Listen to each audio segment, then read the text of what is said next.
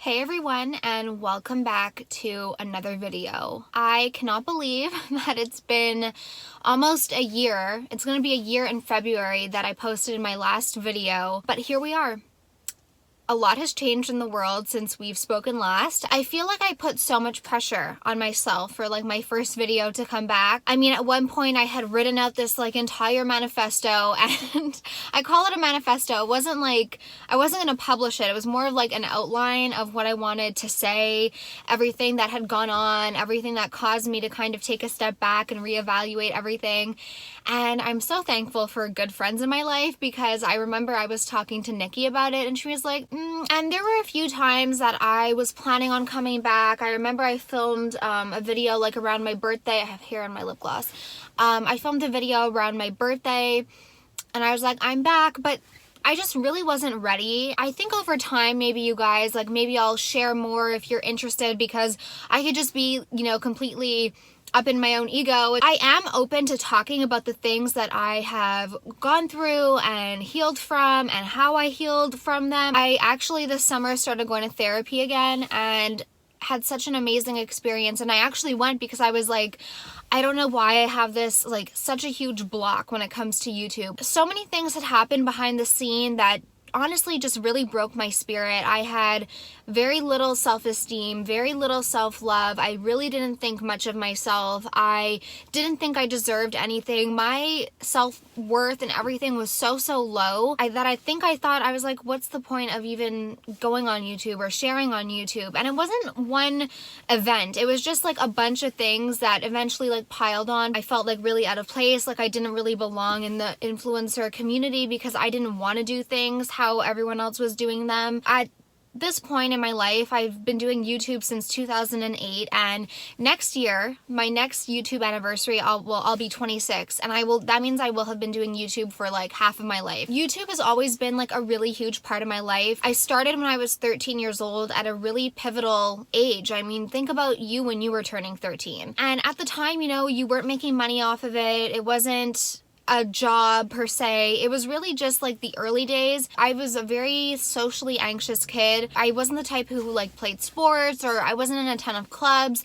I had friends, I had a close-knit group of friends, but at the same time, I didn't have the extracurricular activities some kids might have soccer. YouTube really was my hobby, my passion. I continued it for years. But I think with anything, after literally a decade of doing something, I think eventually you get a little bit worn out or a little bit uninspired, and there's so many things I do want to talk about. I do think that everything in life can be a lesson, and I did learn a lot from all of my experiences on YouTube, good and bad. So the last time that you guys saw me, or that I had filmed a video, it was in February. And to think back to February, when I posted that video, oh my gosh, I wish I could have sent that girl a warning sign. Honey, you've got a big storm coming. After I posted that video, literally everything went to shit. I do want to give you guys a little bit of a background just so you can understand my headspace. And because, I think I would want some answers too if I watched someone and they just didn't post videos for a year. I would say the big turning point in my life was moving out of our family home back in 2016. And that, I think, was the event that really, I don't want to say triggered my depression, because I do think I had depressive tendencies throughout my entire life, but moving out of my family home was a big trauma for me. I'm choosing to share this, not because I enjoy being hey, this is a really sore spot for me, something I really had to heal from. I even hesitate being oh yeah, that was a big trauma for me, because obviously there are so many bigger issues. So I am choosing to share that because I think that if more people actually took a look at their life and their decisions and their motivations, and I do think the world would be a nicer, better place for everyone, because hurt people hurt people. If you're not feeling good, you're not the ideal version of yourself, first and foremost for you, but also for other people. And you have to go get Christmas wrapping, so that's why I'm in my car, but I don't want to turn the gas on because it's not that cold today. So yeah, I think that was a very big turning point for me. And it wasn't even about moving out of the physical house. I think it was more just how much our family dynamic changed. All of a sudden I was alone. And I know a lot of people my age at the time, I think I was 20, it was in 2016, so 4 years ago. So I was like 20, 21.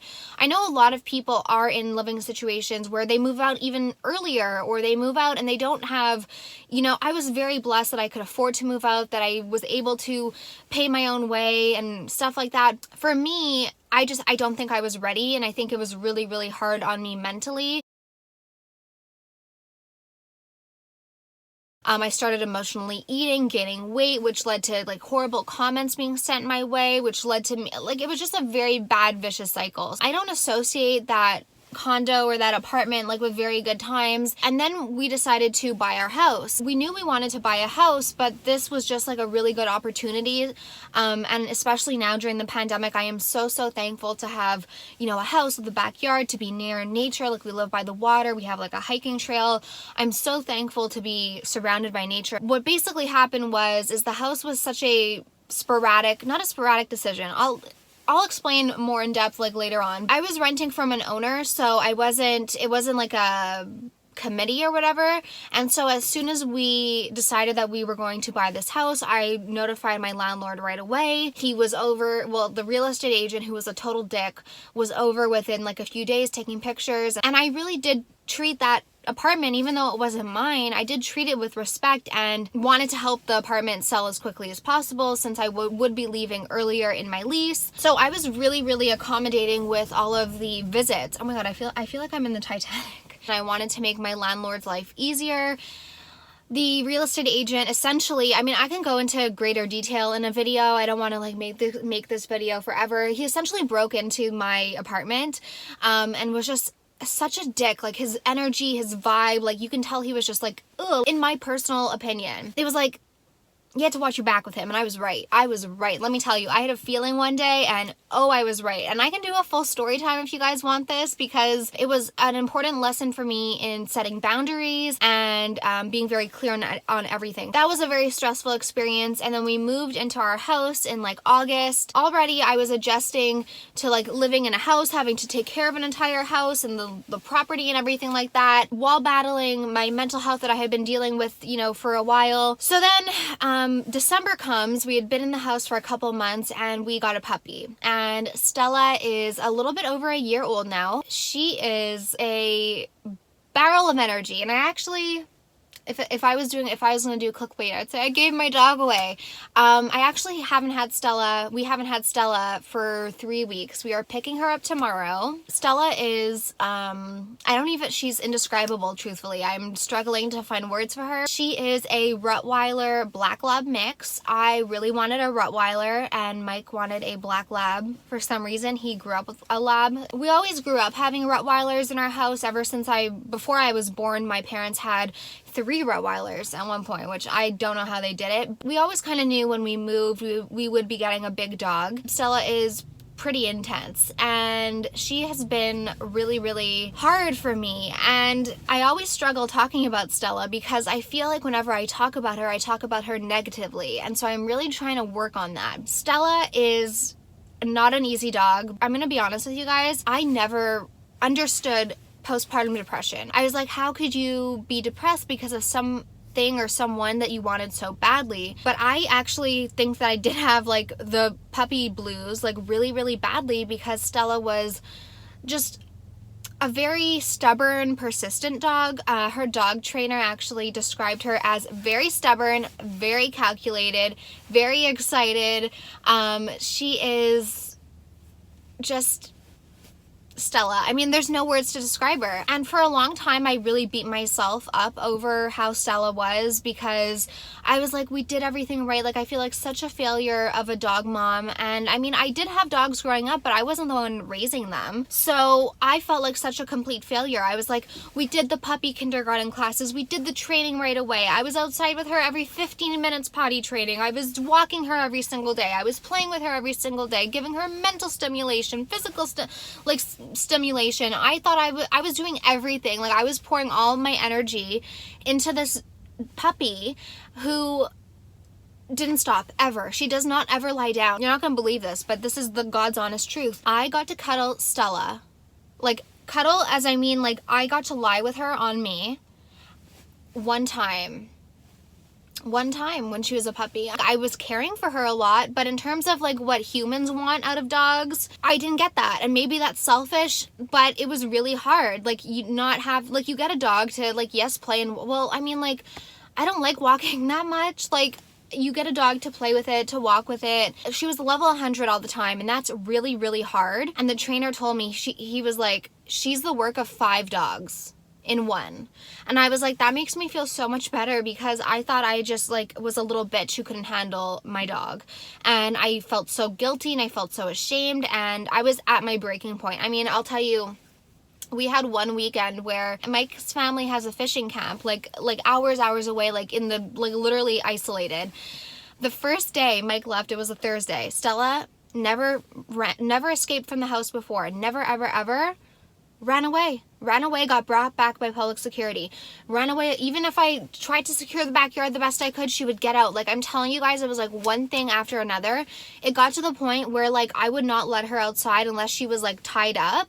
Like, I would take her outside, tie her on her leash, like, so she could walk around, do her thing, or I hold her on her leash, because I cannot emotionally sounds like crazy, but, like, if you've ever, like, lost your dog, like, or your dog gets out running, like, I have an uncle who passed away when he was a kid because he was hit by a car. So for me, like, whenever Stella goes out, my mind goes to, like, oh my God, she's gonna get hit by a car, and, like, it's frightening. I always try and stay positive, but, like, you never know. And another aspect of that is, like, I work at home. Our CNC office is at my house for the time being. In the new year, we're looking into getting an office space, but for the time being, like, Stella's with me. And for a long time, she could just chill, like, downstairs or just be outside in the backyard and not run away, but I can't trust her to be outside anymore. I can't trust her downstairs, no matter how many times it says no. Go to your place, lie down. She is one stubborn little girl. At our first puppy kindergarten class, they told us a statistic, and they said that 1 in 4 puppies don't make it to the first year that they're with their new family, because puppies are so hard. And I'm not gonna lie, like, when I see people get puppies and they're posting pictures of them, like, lying down with their puppies, I get, like, I'm not a jealous person at all, but I get freaking jealous sometimes. I'm, like, not jealous, I just get, like, envious. I'm like, oh, I wish I had that with Stella, because I do think that is an important part of, like, a bond, because otherwise it just feels like a chore. Like, I'm not a farmer. Like, having a dog that I just need to work and get no, like, emotional reward, I guess, was, like, difficult. It was actually the perfect time for her to go away to boot camp, because with Black Friday and CNC, we were so busy. So she's been away at puppy boot camp, and we're picking her up tomorrow. I'm really excited to see her, and I'm hoping that when she comes home, she's a little bit more controllable. Honestly, we needed help. It's definitely an investment. It's not cheap to, like, send your dog away, but she really needed it. And I've been rambling for so long and not even getting into all the meat and potatoes of it all. But like I said, I posted a video February 7th, and then on February 9th, my grandfather on my mom's side unexpectedly passed away, which is very traumatic, especially the way that everything happened. Losing him definitely really shook up my entire world. It made me look at everything differently. It made me look at everyone differently. I had an experience with the florist that actually taught me another boundary, so if you guys want a story time on that, again, I do want to tell these stories because I think that they serve good lessons, and I learned a lot from them. Losing my puppa really shifted my perspective on everything. This is actually a lot of progress, because when I filmed this video in August, I couldn't make it through it without crying. I took his death very hard. I mean, I lost my grandpa, but my grandma lost her husband, her partner of over 50 years. My mom and my aunt and uncle lost their father. My sister and my cousins lost their grandpa. Like, his friends lost him. Like, there was just so much loss. It made me look at everything so differently. It made me look at, like, what my motivations were and what was really important to me and what I want to be remembered for, because my papa was just so incredible. Oh my gosh, I was doing so good, guys. You know, losing him just made me realize how little every little thing mattered, how little materialistic things mattered, and I didn't want to base my life around that anymore. Oh my goodness gracious, pull it together. I've been trying to, like, stay strong, because obviously when you lose he was like the head of our family, so losing him, it really like changed the dynamic of everything. Like all traditions and everything like that just changed. I posted that video February 7th, my return, and then February 9th he really suddenly passed away, completely unexpectedly. He was healthy, he was, you know, full of life, he was funny. That really like knocked me down and led to a whole sort of spiritual awakening where I really wanted to look at everything. I went off of my Prozac. I started developing my spirituality, going to therapy, and really realizing that I needed to work on myself to... He just set the bar so high for me in terms of being a human being, that I needed to work on myself so that I could be the best version of myself, the healthiest version of myself. I mean, I had eating issues, I had depression, anxiety, social anxiety. I had been on YouTube since I was 13 years old. I've heard a lot of criticism. I've absorbed a lot of it. I needed to reconnect with myself, and I walked away for a little bit. I lost my passion for YouTube because it just changed so much from what I first, you know, wanted to do on YouTube. I realized that what made YouTube so special in the beginning was that social media wasn't everyone's entire life. It was just a part of our lives, and everyone, I mean, I remember the early beauty community days and Ellen Blair Fowler being like the big names. I just really needed to like reconnect with myself. I needed to come back to YouTube when I was ready. I really needed to come back to YouTube for me.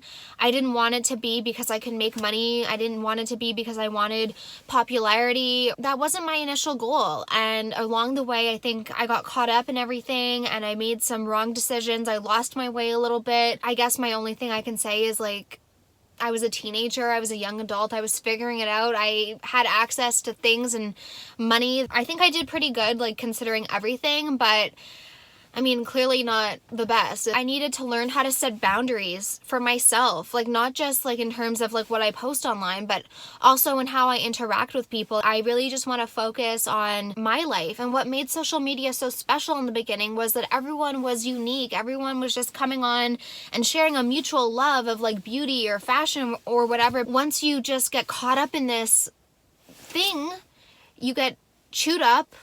And maybe you do things to hurt people, to get ahead. Maybe you use people, maybe you know, or maybe you're on the opposite end of the spectrum and you don't do those things, then you end up getting hurt and you don't understand why. I mean, as you guys can tell, there's a lot of things that I need to catch you guys up on. Maybe I'll do a Q&A if any of these topics I don't know. If you guys want a Q&A, I don't know how I'm going to work with mental health like in the future. I think that there is still such a stigma with mental health. People, you know, love to say like, Belle, let's talk and like mental health matters. But I can tell you, when you have a manager say to you, oh, we all have bad days, when you're on the verge of being suicidal, I mean, not to the point where I would actually, you know, do anything, but to the point where if I didn't wake up, that would be fine. I didn't care about how it would affect other people. Not that I was even doing anything that I wouldn't wake up from, but I was like, if I just don't wake up from sleep, like, that's fine. And that's not a good way to live. That's not how I wanted to live. So when you have a manager who's supposed to be working for you tell you we all have bad days, and not in a way that's like, oh, it's okay, like we all have bad days. It's like, we all have bad days too, this brand deal. You know, like it wasn't a healthy place.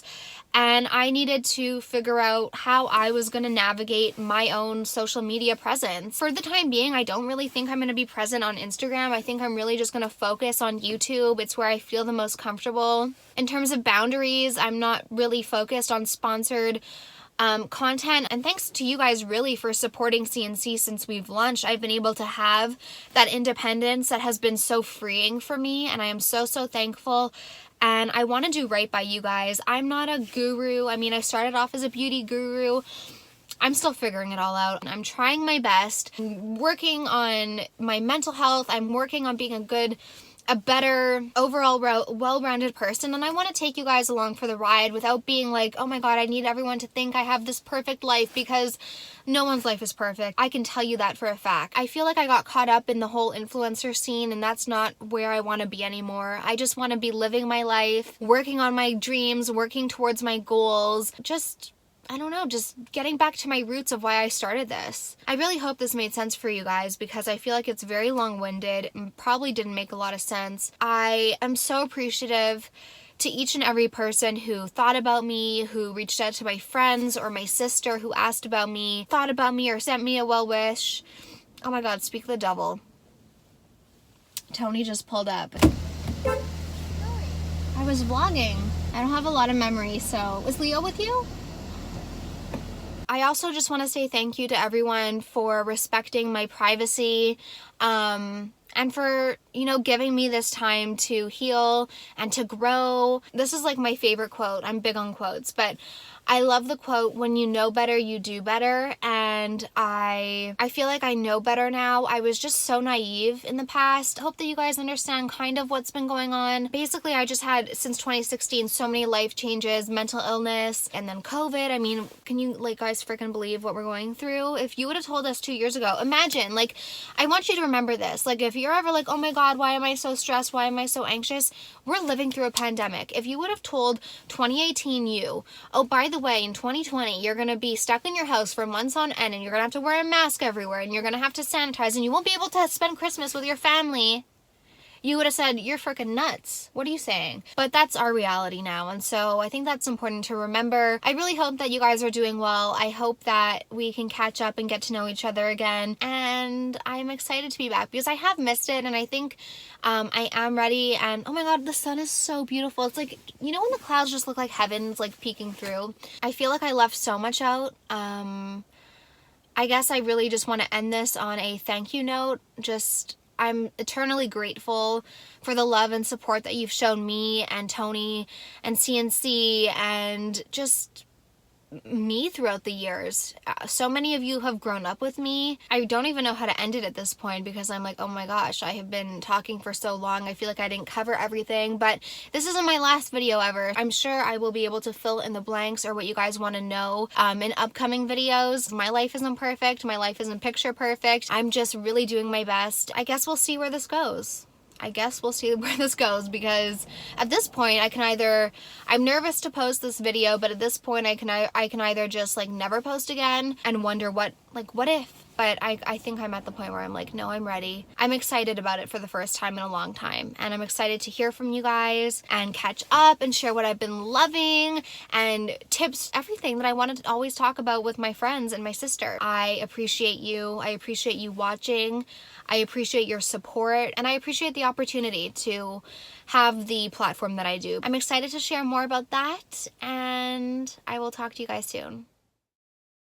I was just tidying up my kitchen, and one of the things that I've been putting off was cleaning my little tea light warmer. I just wanted to share with you a little trick that I thought of. I'm sure other people do this, but it's just something I started doing just to extend the use of the candles. At the end of your candle, it doesn't burn all the way down. And what I used to do, what my mom taught me, was just to take some boiling water and then fill it up, and then all the wax will float to the top and then you just have all the wax. But I saw on TikTok, I think, an even easier way, and that is just to stick it in the freezer for a couple of hours. So I'm gonna stick mine in the freezer for a couple of hours and then show you what I do afterwards. But then you can use the remaining wax, because it's still good wax, in your wax melts or candle burners. But you can definitely get more uses out of your candles that you buy if you just have one of these little wax melts, and you can get them at the dollar store, you can get them at Walmart. This is so easy, and I would definitely recommend it if you have candles laying around.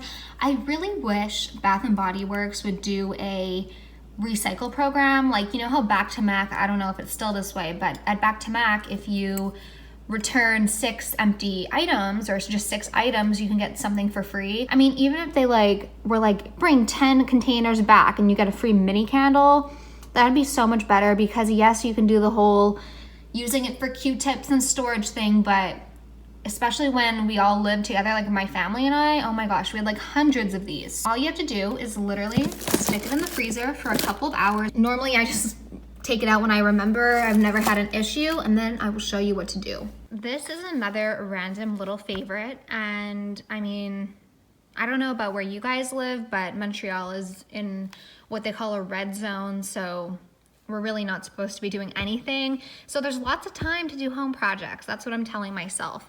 I got one of these a few years ago because I got this couch from Costco, and truthfully, I mean, it served its purpose. It's a very comfortable couch, but at the same time, we really do want to redo this space, but we're not sure if we're going to be staying in this house, or if we do stay in this house, it's going to be a huge remodel. So we're keeping the couch for now, but especially with Stella, I don't even know how I would get a different color couch because she has black fur, she sheds, her paws are always dirty because she likes being outside. So one of the things that I like to do whenever I really notice it, and I'm like, ooh, I should probably do it, is this fabric defuzzer. Now, I've had two of these. This one's by Tefal. I got it at Canadian Tire, and it's in the section with like the ironing boards and the irons and stuff like that. If you're gonna go in and look for it and don't wanna ask someone, that's where I ended up finding it. Basically, all you do, can you hear it? That's it, like shaving all of the fuzzies off. You might have to be patient just because it is a small machine. I wish they had big ones, like bigger ones, but I've only seen them this size. So you might have to do it a few times, do it one way one time, another way another time, but eventually you will get it. You might have to find like the right angle, but it's a total lifesaver. And not only for your couch, but also for your clothes. Like the sweater I'm wearing today is my grandpa's. And obviously, like he probably wore it a bunch of times and there's a little bit of pilling. So I'll just use this on it to make it look a little bit fresher. And you might have to, spend an afternoon, put something good on TV, watch The Flight Attendant on HBO, but it does make a really big difference. I always like to do it before I wash the couch just to make it look more fresh, and it really does freshen up the couch, and it feels so nice and rewarding once you like sit on it and it's all fresh and clean. All this like fuzz comes off, and then you can just throw it away. So you can see there's a little bit of maroon from when I started doing the sweater. If you have a material couch like this, you might not even notice it. You might think it's hopeless. It's not hopeless. Just get one of these fabric defuzzers. And I can tell you this Tefal one is very, very good, very strong, and it's actually fun to do. Like, it's very relaxing. So if you're in a really anxious spell or you feel really down and you're like, oh, this does not take much energy. This box over here, I'll tell you guys a story about that. So I had been seeing advent calendars for weeks whenever I'd go into the pharmacy, which I went maybe once or twice, and I saw that they had all these advent calendars, and instead of just buying one and being like, oh good, I'll have it stowed away for Mike, I was like, oh, I'll get it another day, I'll get it another day, for whatever reason. On December 1st, I was like, I have got to go get him an advent calendar. He got me one, and I was like, I can't not let him have an advent calendar. So I go, and of course, not an advent calendar. My big return, and I look like this, but of course, there was not an advent calendar to be seen. So I was like, shoot, like, what am I gonna do? And I think it actually turned out better, so I'm gonna save this box for the upcoming years. I just got this at the dollar store, and I went to the dollar store and I chose a bunch of candies and chocolates that I knew he liked. They also had packs, like 10 in a pack of like Smarties, Aero, Coffee Crisp, like the typical Halloween candies, the little ones. So some days he gets a full-size one, some days he gets a big one. And then there's some old wrapping paper in it. And then I just got some wrapping paper at the dollar store and individually wrapped them all and then numbered them. And I think he likes it even more. I mean, obviously he likes it more because it's full size, and also it's something that I actually had to take the time to do, even though I did it last minute. I'm just making my afternoon coffee. It's around 2. I've been doing tons of cleaning and organizing the office because we are definitely outgrowing our office, and we're gonna be getting an actual office warehouse space in the new year, which will be amazing. But I wanted to share this with you guys because I am very, very picky when it comes to creamers, and I love creamers. I actually got a Keurig because I was watching Gilmore Girls, and whenever I watch Gilmore Girls, it makes me want to guzzle coffees. I was using the regular creamer, and I'm not like totally against other creamers, but then I started using regular cream to kind of cut back on the sugars and the oils in regular creamers, and I ended up trying nut pods because my best friend Nikki really was raving about it. She does these little Instagram segments on her Finsta and she loves nut pods. So I ordered a bunch of different flavors. I literally have like a little storage thing just because you have to order them. I can't get them in store, so I might as well stock up when I can. But I saw this on the site, and it's the Elmhurst Oat Creamer Chai Spice. I just made it for the first time, literally just cracked it open and made an iced coffee, and it tastes just like Starbucks. Let me try it again. Oh my God, I'm flipping. It tastes just like Starbucks, but if you just like coffee that tastes like chai, holy smokes, this is good. My favorite flavor is toasted marshmallow. What I like about nut pods is they're unsweetened, so you can control the sugar. So if you like your coffee creamier but less sweet, that's a great option, because a lot of the creamers that you can just get in the grocery store are already sweetened, and then it's too much sweetener. You got it. If you like coffee creamers, you get it. Okay, so I've been going to town with this. It's on my list of things I want to get done before the holidays. I don't know why. I just want to make sure like the house is all organized, because it's been a little bit of a whirlwind. So you can kind of see how it's going. And I was just thinking, I wonder if I could use a little eyebrow razor. Use your own obvious discretion. I feel pretty comfortable with these eyebrow razors. And I think I might even like it more than the other thing. I feel like it looks really, really good. It's getting off a lot of the fluff. Don't go like this way. You really have to make sure you get it at the right angle. I feel like if you just can't get certain areas done, oh my gosh, I feel like this actually works really, really well. Okay, I'm gonna try and see. Can you see? It's hard because it's gray. Let me see if I zoom in. Okay, so right here.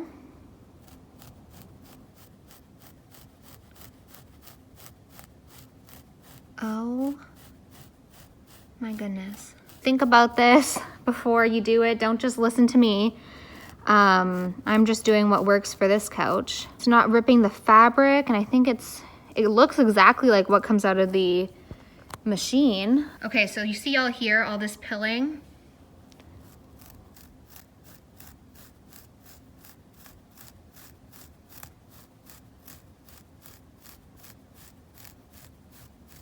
This is actually so satisfying too. Okay, I am gonna continue on with this. After the candle has been in the freezer for a few hours, you just have to take the end of a steak knife and just make sure you're not grabbing it obviously at the blade. There you go. Then you can just remove the little bits and you have your wax and a perfect little container. So if you have old wax in your wax burner and you just want to get it out easily, just light your little tea light. Make sure it gets all the way lit, because when I first started using these little tea lights, it would always go out and there's like a wax coating on the wick. So stick the candle in, wait a few seconds, there's not too much wax in it right now, and then you'll just be able to slide it out. For some reason this one needed a little bit of prodding, but once it gets a little melted, you can just pick this up, throw it out, and then wipe it clean, and then use your new wax.